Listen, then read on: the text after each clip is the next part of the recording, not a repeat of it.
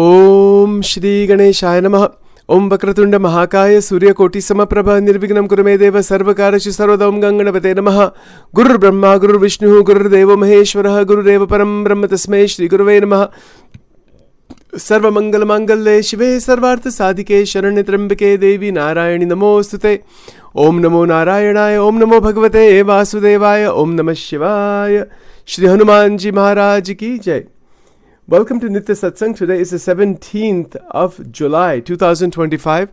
I want to offer my respects and prostrations to all the great sages and to Bhagwan residing in the heart of all beings and at all times and all places.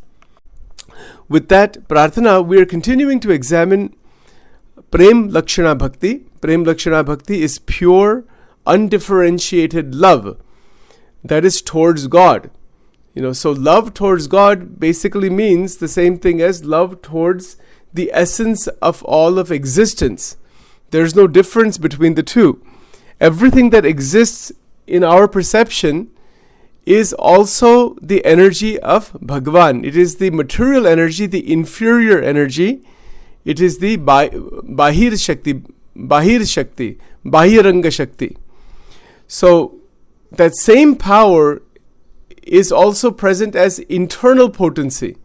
And that internal potency has Haladini Shakti within it, which is the extraordinary bliss Shakti that is Radhika ji herself. That is Ananda, Divya Ananda. So along those lines, I want to go a little bit further into what we have been examining so far, where the Jivatma, who we are Jivatma. Jiva is suspended between the poles of matter and spirit. Take a look at this paragraph here. We'll be looking at this today. It's very interesting. So Jiva is suspended between the poles of matter and spirit. The Jiva experiences existential tension until realigned through the gravitational pull of Haladini Shakti. Let's be clear about this sentence here. It's quite extraordinary. So, first of all, who are we? We are a fragment. We are a marginal. We are an energy called Tatastha Shakti of Bhagwan. It's the same substance as Paramatma, the same Tattva, but it is within the inferior power. And this is a very nice way to put it, that the Jiva is suspended between the poles of matter and spirit. Is this physical body matter? Yes. Is the mind a type of subtle matter? Yes. Yes, absolutely. And the Jivatma itself is spirit actually. But this is interesting, because it is being pulled. Now let's see how this is being pulled. The Jivatma is ensnared within the material energy of Bhagavan Krishna. How many Jivatmas are there? Infinite number. Ananta Koti Jivatma are there.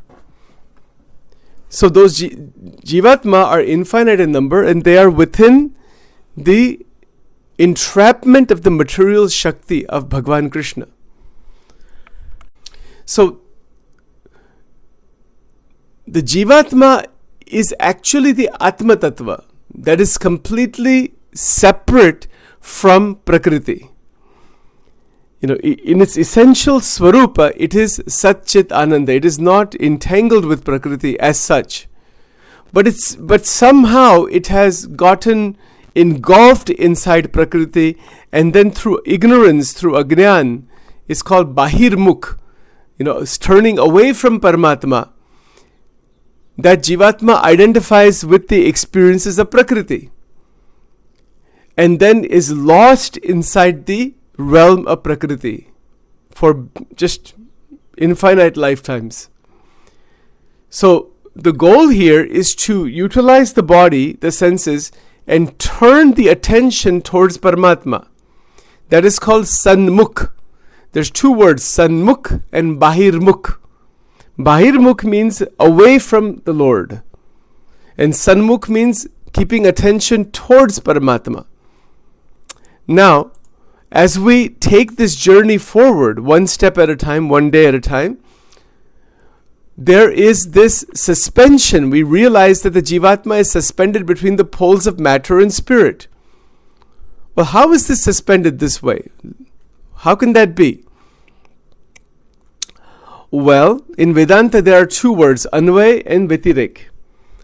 Anvay means that the Jivatma, that the Atma Tattva, due to its influence and its engulfment in Prakriti, it experiences birth and death, birth and death. This is called Anvay Swarup of Jivatma. The Jivatma is never really born, but it experiences the process of birth, living, and then dying through the different bodies. That is its engulfment in matter. Now, when the Jivatma, through Bhakti, Gyan, etc., it awakens, through the intellect, the buddhi, everything, it turns itself back into its natural swarup, into its original swarup. It is resonating with spirit, meaning the mind, senses, etc. that we have. They resonate with the Atma Tattva. Because the Atman is spirit. It is spirit, meaning it is Sat Chit Anand, it is non-material Tattva. So the realization of the non-material Tattva is Ananda. It is where the waking, dream, and deep sleep states are transcended. They are still present, but one is no longer stuck inside of them at all. One could be anywhere, performing any action, but there is alokik bhav, divine bhav, experiences that are transcendental. It is as if one is not in the world, but one is in the world. This is called Atmasatta. It is called, in Gujarati, in Vachanamrut, isko kehte Atmasatta rupe vartyanu. Atmasatta means that you are completely aware that you are not the physical, subtle, or causal body. There is a realization continuously that you are not that, even though they are still present at some level in terms of our life. Just like I'm aware every second that this shirt I'm wearing is not me. It's on this body, but that's not me. I'm aware of that every second. Similarly, Atmasatta is like that. When one reaches the Atmasatta, we are aware every second that we are not the physical body, not the mental body, not the Panchakoshas, not the causal body, none of the layers. Those layers are part of Prakriti. That's not who I am. I am completely separate from that. And I am at the feet of Bhagavan Krishna, at the feet of the Lord. Right? So this dual process is what is meant by removing the entanglement from matter. So the suspension between the poles of matter and spirit stops. The jiva suspended between the poles of matter and spirit experiences existential tension. This is what we experience. Sometimes we feel very spiritual, we feel very, wanting to do bhakti, this and that. And then other times our vritti shifts back into the material vortex. This is the existential tension. That word existential means experience-based, existence-based tension. That would exist until we are realigned through the gravitational pull of Haladini Shakti. So Haladini Shakti is prema, divine prema granted by Shri Radhika ji. She is the grantor of this prema. She gives it to us and pulls the Jivatma out of the causal body, out of the Shuddha Sattvic state. We were talking about that yesterday. She pulls us out of that, and it's a gravitational pull. It's a very nice way to put it, gravitational pull of Haladini Shakti. So it is the intensification and refinement of relational engagement. The same material energy is used to establish a deep relationship with Bhagavan. It is a profound relationship that is established intense through love. So the gravitational pull of Haladini Shakti is where that Haladini Shakti pulls the vrittis, the vritti, the manovritti, the antakarana, etc. Pulls it. It pulls the vritti towards Bhagwan Krishna. This is how Haladini Shakti works. And it is quite extraordinary because there is the intensification and refinement of relational engagement. Why is that? What is that? Intensification of relationship. Just like when we have a young couple that gets married, and then, as time goes on, as love hopefully increases, the relationship gets even deeper and deeper and deeper and deeper, deeper, deeper. Love keeps increasing. This is called intensification of relationship. We already experience this. We experience this in family, with children, with grandchildren, with friends, with this and that. So many things. We experience intensification of relationship. Yes, no doubt about that. Similarly, the relationship with Bhagavan gets intensified and refined. It's intensification and refinement of relational engagement. The engagement of the bhakta with Bhagavan is, it is an intensification. It gets stronger and stronger. And it is refined also. There's a refinement in the relationship. What does that mean? Why is it refined? It means that the relationship is getting so pure and so solid that there is a link that remains. The link with God doesn't diminish. The link is with love. It's the link of love. Prem ki dori, isko kehte hain, prem ki dori. श्वासो श्वास भजन जब लागे टूट न देत न दोरा नाथ छवि अंतर में निरखत जैसे चंद चकोरा. So the way the chakor pakshi is a certain bird that keeps looking at the moon. It kind of doesn't move away, doesn't move its vision away from that, and then after the moon kind of goes out of its purview, it's almost like frozen. The bird is almost like completely still and frozen. It just kind of falls over until it regains its normal consciousness. It's an analogy. Chakor pakshi. Chakor. It is a bird that is fascinated by the moon. When he sees the moon, he doesn't deflect the attention even for a second, looks away from the moon. So, jaise chandra chakora, swasa bhajan jab lage. When bhajan, kirtan, manan, chintan ऐसी स्थिति में आ जाता है, it doesn't break. It is quite amazing बात है ये. Maybe in our lives, maybe we have some glimpses of this. Even if a person gets a glimpse of this even for 1 minute, that's amazing. You got a glimpse of a little drop of the Haladini Shakti. Droplet. वो कृपा है. भगवान की और राधिका जी की कृपा बिना ये मिलता ही नहीं किसी को. ऐसी स्थिति कि श्वास और श्वास भजन जब लगे. ये ब्रह्मानंद स्वामी का एक, in one of the poems is written this line. And that is our aim. If we want to know what should be our experience, what can be our experience through the development of 9 forms of devotion into the 10th Prem-Lakshana Bhakti, ऐसी एक स्थिति आ जाती है कि भजन कीर्तन में से निकलने की इच्छा ही नहीं होती. You want to remain with the Lord. It happens in relationships, but it's at the material level. It cannot last.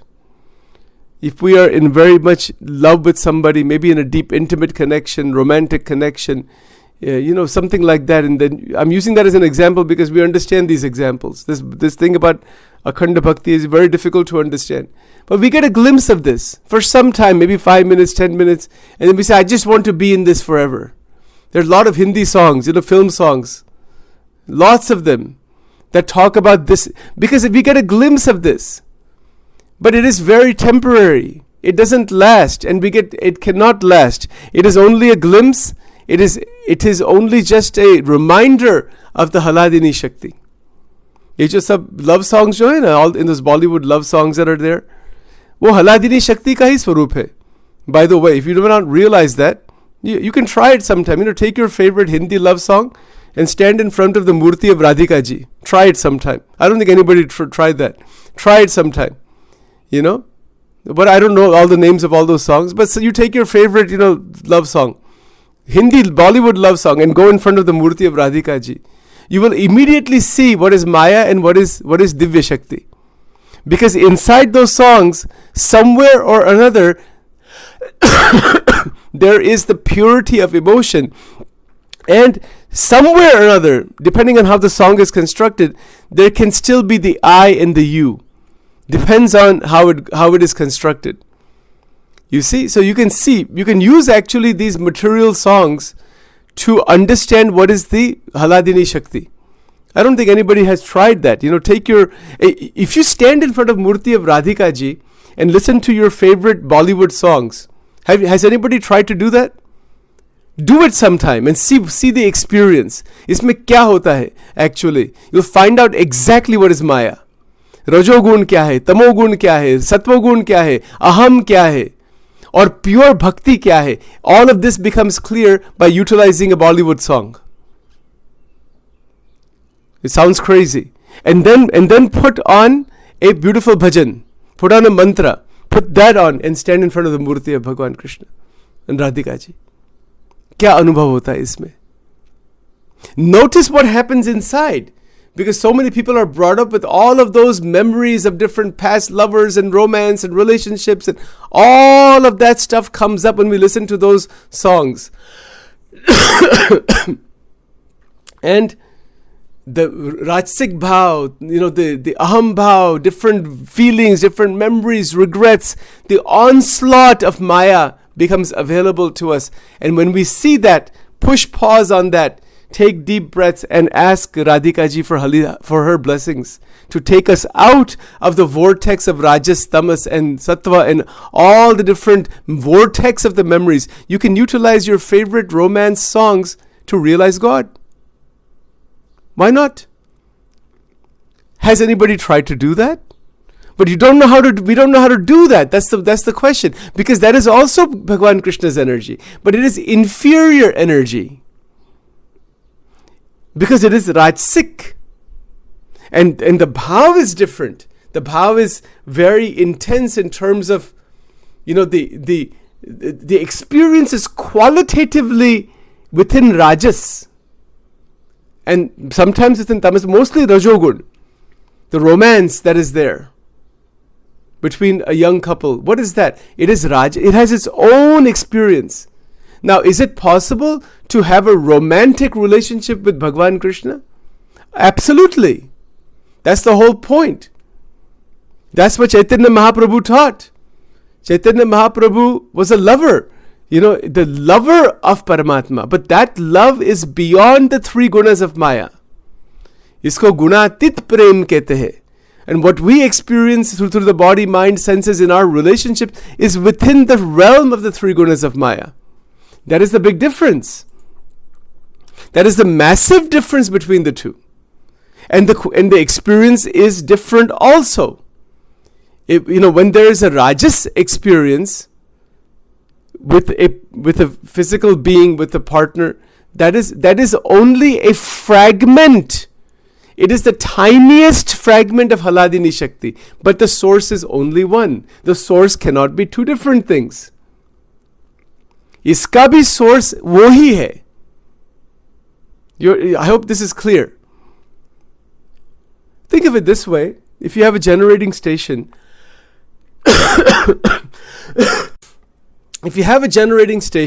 nuclear generating station, nuclear power plant, and it is sending out electricity, and you have, at somebody's home, there is a 5-volt light bulb. Where is the source of that electricity? The same source as the 1,000-watt light bulb, as everything else, right? Similarly, the entire source of the material creation itself and the material level experience, the inferior energy of Bhagwan Krishna, the Bahir Shakti, Bahiranga Shakti, and the Jivatma that is Bahirmukh, it is faced towards Prakriti, all of that power and that energy has its source in Radha and Krishna. from Golok. It doesn't have any other source. It doesn't have an independent source. Isiliye, I'll just take another 30 seconds here and we'll stop. The source of all material experience ultimately is Bhagwan only. It's not something other than God. But the difference is, it is the power of Paramatma that the Jivatma is enamored with, not Paramatma. It's like saying you have somebody who is a billionaire, $100 billion jiske paas hai, like Bill Gates. You could say, oh, I love Bill Gates. Why? Because he's $100 billion. You're interested in his $100 billion, not him. But unke saath jo, if you somebody says, I love you, irrespective of what this power you have and all that thing. That is love. Not because of what you have, not because of what you can do, because of your power, this and that. You follow you see the difference? There is a difference between love and so-called love because of what the person or somebody else possesses. इसमें बहुत फर्क है. भगवान के पास तो अनंत ऐश्वर्य है, पर sometimes people want siddhis and they want aishwarya and they want all kinds of things. That's why they do bhakti. Yes, you can do bhakti like that. भगवान वो भी देते हैं, ऐसा नहीं कि वो नहीं देते. पर जो निश्चल प्रेम है, निष्काम प्रेम है, इसमें भगवान के साथ कुछ you want God for the sake of wanting God. You want भगवान because of the love of Paramatma, not getting aishwarya from Paramatma. और भगवान की कृपा ऐसी होती है, we looked at it already, Garuda प्रथम 5, भगवान की ऐसी कृपा होती है, वो सब देते हैं. If you really love, I'm just using as an example, the $100 billion person, and that person says, I'm pleased with you, I'm going to give you $500 million like that. He can give you $1 billion also. He can give you 90. He says, I'm giving you everything. I'm putting you on my account. भगवान क्या करते हैं? जो परम भक्त है, top level के भक्त है, वो उनके अकाउंट में नाम डाल देते हैं. जो मेरा है वो तेरा है. और भक्त doesn't want anything. ऐसी अद्भुत बात क्या अबे where does end with all this thing, and we can go forever on talking about all this stuff. Hari Om, Shri Hari. Om Vakratunda Mahakaya Surya Koti Samaprabha Nirvignam Kuru Me Deva Sarvakarishu Sarvadam Ganganapate Namaha. Guru Brahma Guru Vishnu Guru Deva Maheshwara Guru Deva Param Brahma Tasmai Shri Guruve Namah Vame Yasya Sthita Radha श्रीश्च यस्याश्चि वक्षसि Vrindavan विहारं तम श्री कृष्णं हृदि चिन्तये. ओम निजात्मानं ब्रह्म रूपं देहत्रय विलक्षणं विभावितेन कर्तव्या. भक्ति ही कृष्णस्य सर्वदा सर्वमंगल मांगल्ये शिवे सर्वार्थ साधिके शरण्ये त्र्यंबके देवी नारायणी नमोस्तुते. ओम श्रीं ह्रीं श्रीं कमले कमलालये प्रसीद प्रसीद. ओम श्रीं ह्रीं श्रीं श्री महालक्ष्म्यै नमः. ओम श्री राधा कृष्णाय नमो नमः. ओम ऐं ह्रीं क्लीं चामुण्डायै विच्चे स्वाहा. दुर्गे दुर्गे रक्षिणी ठ ठ स्वाहा. ओम ह्रीं स्वाहा. ओम श्री राधाये नमः.